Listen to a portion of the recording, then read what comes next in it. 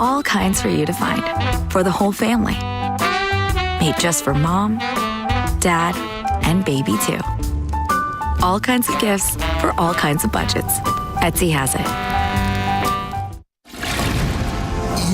Bacteria spreading throughout your home. Help stop the spread with Microban 24. It keeps killing 99.9% of bacteria for up to 24 hours. Be confident in your clean Microban 24. Tomorrow, our Elizabeth Chambers exclusive, talking about her next chapter after a difficult year. Plus, Sweet Home Alabama is 20, our new interview with Reese Witherspoon. People come up to me, they just love these characters. You've got a baby in a bar. Okay, before we go, Kev's getting in the holiday spirit with 15-time Grammy winner Alicia Keys. What's up, Kev? Well, Nichelle, how about her new holiday album? Alicia, congratulations on Santa Baby. It's out now. It's your first Christmas album ever. And Bernie, the gymnastics coach charged with indecency with a child, is released on bond, yet shortly after arrested again on the same charge, separate incident. Why investigators fear there could be more victims. This warmth and humidity will soon be swept away. Get ready for a noticeable cold front. I'll be back to let you know how much cooler it's going to get, how long that cool air is going to stick around, live from Windcrest, the City of Lights.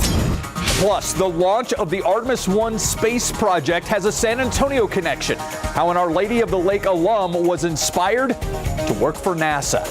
The news at 5 starts right now. And we start with a story out of Floresville. Gunshots fired, a police chase leading to a lockdown of Floresville High School. Yeah, that lockdown has since been lifted as of 3:40 this evening. Floresville police say the shots were fired about 3:15 behind the Holiday Inn Express near Highway 181, right next to the H-E-B store there. The pursuit of the suspect ending on 7th Street. We don't have many details. The school district says, though, that students and staff are safe. The family of a murdered Fort Hood soldier, Vanessa Guillen, might be feeling what you would call bittersweet. Yeah, this after the only surviving murder suspect pled guilty today in a Waco courtroom. The family was told about the potential plea and showed up in court. Guillen was killed back in April of 2020. Officials say Aaron Robinson, a fellow soldier, served at Fort Hood, brutally killed her with a hammer on post. Guillen's remains were found 2 months later, shortly after Robinson claimed his own life. And Cicely Aguilar is accused of helping to dispose of her body.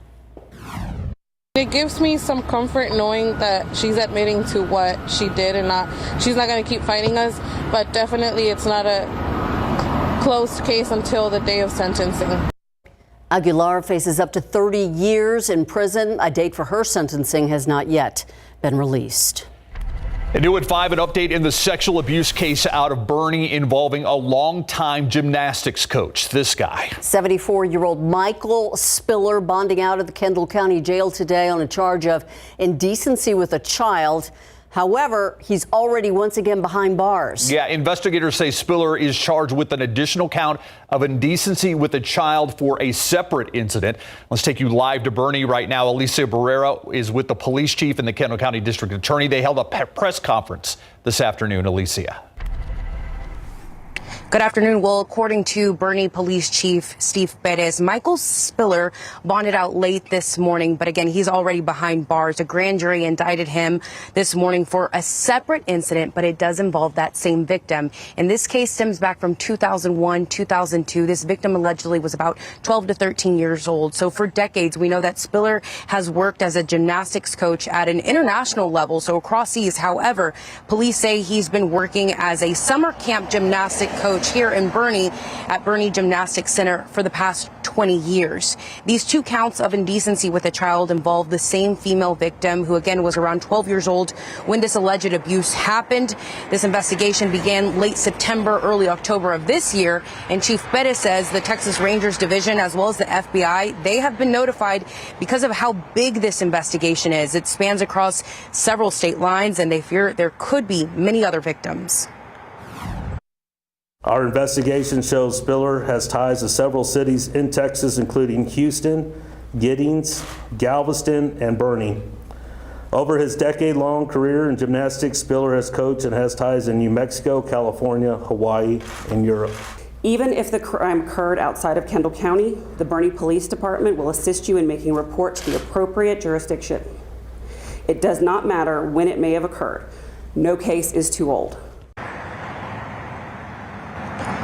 Spiller began coaching back in the 70s, 80s. Therefore, investigators compiled several pictures of Spiller throughout his long coaching career. And the hope there is that victims might recognize the suspect and come forward with their story.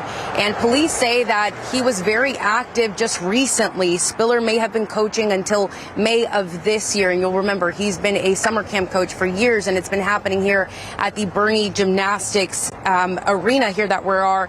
But what Chief Perez had to say about the owner of this gymnastics gym and what information, if any, they are providing. We'll have that information at 6. Live in Bernie, Alicia Barrera, KSAT 12 News.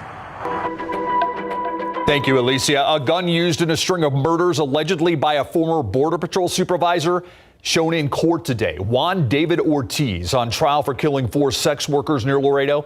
Erica Hernandez joins us live from the Cadena Reeves Justice Center downtown. Erica, that gun, a truck, and a roadway playing a big part in court today. Yeah, Steve, a lot of that testimony is focused around the time that Ortiz was found and arrested. This all taking place on the same roadway that he's alleged to have picked up his victims from. Now, surveillance and body cam footage from DPS troopers showed the moment Juan David Ortiz was first spotted after a be on the lookout was issued for him to all law enforcement in the area. Ortiz's white Dodge Ram was located at a gas station just hours after he allegedly attacked Erica Peña of San Bernardo Avenue in Laredo. She was able to get away and found a DPS trooper nearby. Now, a different DPS trooper spotted Ortiz's vehicle, and when his backup arrived, the two approached Ortiz as he walked out of the gas station. This is video of that encounter, but quickly after they ordered him to put his hands up, Ortiz takes off running. Later, after a foot chase, Ortiz was found hiding inside a nearby hotel parking lot in the bed of a pickup truck. Here are those moments where he was arrested.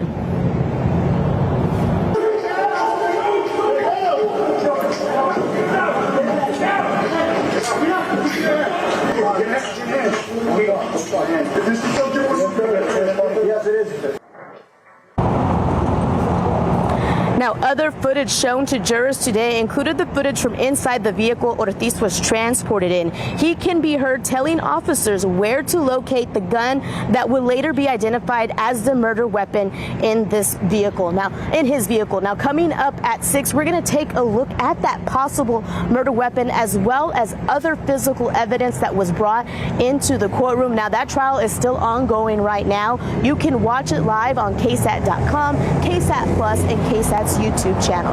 Live at the Cadena Reeves Justice Center, Erica Hernandez, KSAT 12 News. There is a San Antonio connection to the launch of Artemis 1. It was successful in getting NASA's Orion spacecraft to orbit the moon.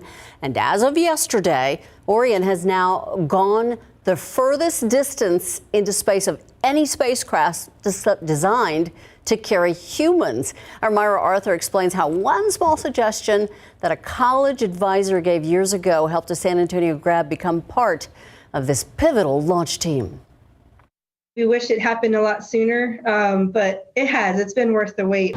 3, 2, 1. The launch of NASA's Artemis 1 has been years in the making for Yvonne Villegas Aguilera. She is one of many employees at NASA who helped with the now successful November 16th launch of Artemis 1. After 50 years, we're going back to the moon, and just the fact that we were able to launch and everything looks, it seems to be working well and looks great. Her area of expertise is in the booster, more commonly known as the motor, to ensure the launch of the Orion spacecraft. So I helped determine, the requirements and the design and the certification, supported the ground testing that happened. Villegas Aguilera's only focus is on the launch itself. After a much-needed vacation, she's had some time to reflect on the mission that was 10 years in the making.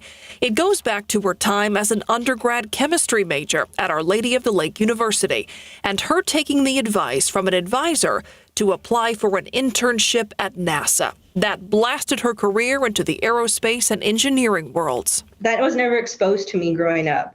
And I said, and I didn't realize this was something that I could do with the chemistry. She's been with NASA now 14 years, working at the Marshall Space Flight Center in Huntsville, Alabama. And it's only just the beginning. Villegas Aguilera is working on the launch of Artemis 2 now, this time with astronauts on board.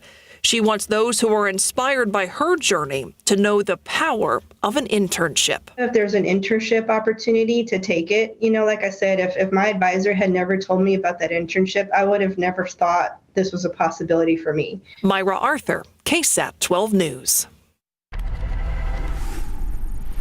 First it's cold, then it's rainy, then it's warm. But one thing that we can count on this year is a holiday tradition. Yeah, like the Christmas lights at Windcrest is where meteorologist Adam Caskey live to give us the latest on this ever-changing forecast and what's happening tonight, Adam.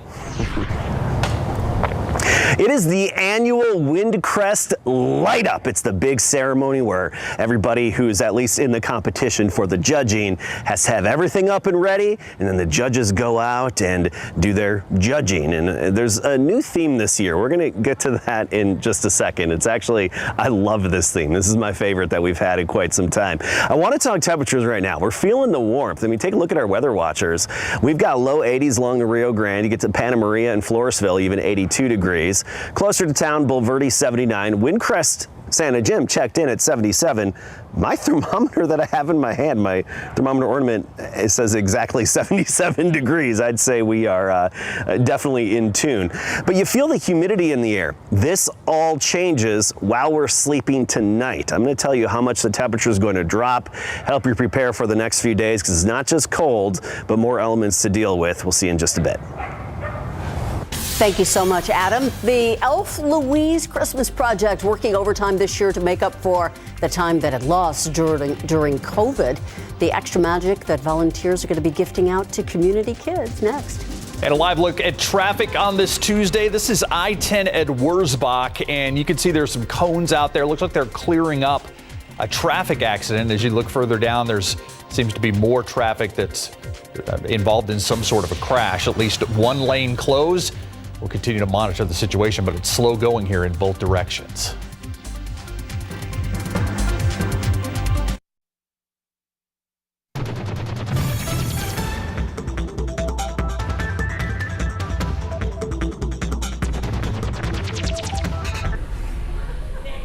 I'm Myra Arthur with a look at what's ahead on the news at 6 o'clock today. We have followed his story since he was a toddler and nearly drowned. He suffered a brain injury, but joined an organization to help others. Sadly, he passed away over the weekend. How his legacy will now live on by helping other kids dealing with similar struggles. Understaffed and run with forced overtime, the Bexar County Jail gets a review from an outside consultant, but it comes after the sheriff already had a study of his own. His reaction to the findings. And gathering donations for local refugee children brings two separate faith groups together. How the Jewish and Muslim communities joined together this month to help their neighbors in need. Those stories and a lot more coming your way today on the News at 6. Thank you, Myra. I'll see you at 6 o'clock. Well, the Elf Louise Christmas Project back to full speed operations. The pandemic put the brakes on gift wrapping and Santa deliveries. But now, as Marilyn Morris shows us, the seasonal workshop out of Port San Antonio is now bustling. Volunteers are as busy as elves. Lift up. For a second grader, Autumn Threlkeld has mad elf skills. You find the present and then you wrap the present. She says the secret is in the tape. Autumn and her mom and all of these folks are helping Elf Louise deliver carefully wrapped Christmas magic to children whose families struggle to put much, if anything, under the tree. I know a lot of parents that appreciate the little boost because this year's been really hard. And this year, the Elf Louise Christmas Project is back at full hustle and bustle. We kind of stepped back the 2 years of COVID, but we didn't change the basics. Children still got their presents. But this year, Santa will make home deliveries again. They do still need some volunteers to wear the red suits, and volunteers are gathering again. This is your family envelope? It's a San Antonio tradition, 53 years in the making. For a little perspective, the first Elf Louise back in 1969 was able to help 13 families. Now they have so many toys, they're going to be able to help more than 5,000 local families. Families that will know a little extra joy thanks to the generosity of strangers and elves like Autumn. I feel like I'm making kids happy all around the world and making sure they feel loved like others. Marilyn Moritz, KSAT 12 News. That's a lot of gifts. Good job, Autumn. Yeah. Yeah. Live cam outside, 79 degrees. You know, I remember the Windcrest lights and Adam Caskey being out there before and it being really cold. Yes, and windy. Yeah. Not today. Not polo weather. No. He's wearing a polo out there live. Adam. Unbelievable. You know, I was thinking the exact same thing earlier today, driving out to Windcrest thinking, man, I remember years back I had to have the jacket or at least long sleeves. This year I looked at the long sleeves and jacket and said, nope, short sleeve weather. Actually, my homemade thermometer ornament reading 77 degrees right now. And I brought this to remind myself to tell everybody that the big annual thermometer ornament giveaway starts tomorrow. Go to ksat.com/thermometer to enter that drawing, and I'll pick 2 winners every weekday to win a homemade thermometer ornament. Okay, I'm going to get to the theme here in just one second, and then we'll look at some of the wonderful decorations here in Windcrest. But I want to get you ready for the weather that's headed our way, because you're going to notice a big change. If you're a night owl, you might notice it later on tonight around 2-3 a.m., but most of us it's while we're sleeping. Today, 81 our high temperature. That's what we made it to. It's just 10 degrees shy of the record and in the lower teens above average. Right now we're at 79 degrees, dew point is 61. That's what I really felt today and even last night is the dew point, the humidity surge back in. But look at the big picture across the state, and we all know in November, when you see those blue colors up to the north in the panhandle, that cold air, oh, it's headed our way. I mean, check out Amarillo, already down in the 30s. Meanwhile, around here, we're near 80 degrees. You get to Brownsville and 80 degree weather. So that cold air is moving our way. Let's talk about our weather headlines. Overnight tonight, that's when the cold front arrives while we're sleeping. That's going to set up tomorrow as a sunny but windy and much cooler day. And then we get into Thursday, cloudy and even cooler. That's going to be our low point temperature-wise. So let's talk about the entire setup and get you situated here. Unfortunately, no rain for us with this weather pattern and this change that's coming our way.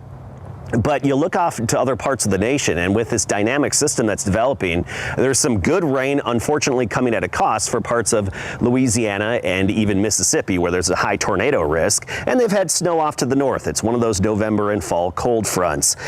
There's the cold front on the map to the north of us, and you'll notice no real showers right along that front. It's going to be a dry frontal passage even when it moves through here.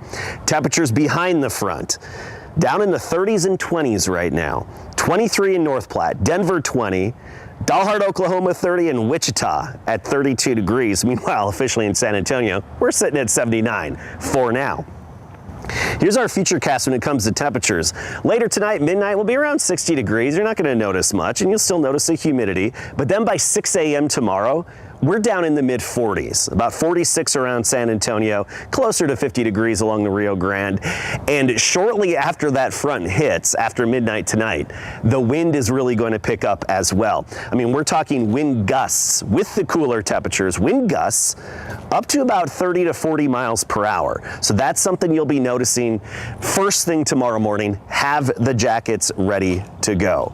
We'll start the day in the low or mid 40s, by the noon hour, mid 50s, then a high temperature of 60 degrees in the afternoon with that sunshine. So much cooler than what we had today and even yesterday. Look at Thursday though, 52 degrees the high. That's the best we can do with clouds and maybe a stray sprinkle, but generally just a gray, cool day at 52. Then Friday, still cloudy, 67 the high. We rebound to 70 by this weekend, which is a 20% chance of showers. All right, we're on Tide Crest, and I have to announce this here. Fiesta de Navidad is the wonderful theme this year. It is so much fun. You see such a unique twist on so many decorations. You got your mariachi snowman instead of a carrot. That's a pepper for his nose. We come down to our holy guacamole. I mean, it's Christmas. Holy guacamole, right? Rosemary Oliver, thanks for having us. Absolutely. Looking so good in the competition tonight. All right, we're going to have a lot more fun. And now that the sun's setting, lights that you can see better from Windcrest the rest of the night all the way through the night beat. We'll see you then. Always one of my favorite live shots that you do out there, Adam. Love seeing the lights. Can't wait to see them when the sun has set. Yeah. It's going to be beautiful. Thanks. Absolutely. All right. It was a must-win for Team USA today. It sure was, and it was kind of got a little crazy in stoppage time, but they were able to pull out the big win. When we come back, highlights of the USA defeat of Iran, and also when we come back, Spurs are regrouping. Coming up. Man, it's exciting, after missing out on the last World Cup and, watching in 2014, we really miss this. We weren't even sure if we'd have a big crowd today because, people have to work, they have obligations, but people are excited about us being in the World Cup for the first time in 8 years, and we have a chance today to advance. Check out the fans, including the Crocketeers, a smoked barbecue this afternoon to cheer on USA against Iran in today's World Cup competition. To the action on the pitch, USA versus Iran. USA needing a win to move on to the knockout round. 37th minute, USA on the fast break. Sergiño Dest headers the ball close to the net, setting up Christian Pulisic for the goal. Pulisic takes a big hit by colliding into the Iran's goalie, but he puts USA on the board 1-0. In stoppage time, 98th minute, same score. Iran's last chance as they push the pace. The kick goes into the box. The header towards the goal. Mediterranean slides and pushes the ball past the goalkeeper, but Matt Turner is there to make the save. USA advances 1-0. After getting beat in back-to-back games at home against LeBron James and the Lakers, the Spurs took the last 2 days off to regroup. The Silver and Black went back to work today to see if they can find a way to snap out of their 8-game losing streak when they travel to Oklahoma City to face the Thunder tomorrow. Today's workout took about an hour, but even with the work, they still will be shorthanded tomorrow night with both Jakob Poeltl and Jeremy Sohan out with quad injuries. Spurs using the last 2 days to rest and bond. We had a couple days where we just get our bodies right. I know we still have some injuries lingering around, but we were able to see a really good movie yesterday as a team. Pop took us to Till, great movie out at La Cantera, and just a good team event. Stayed off our feet and then had a really good practice today. All right, tip time tomorrow night will be at 7 p.m.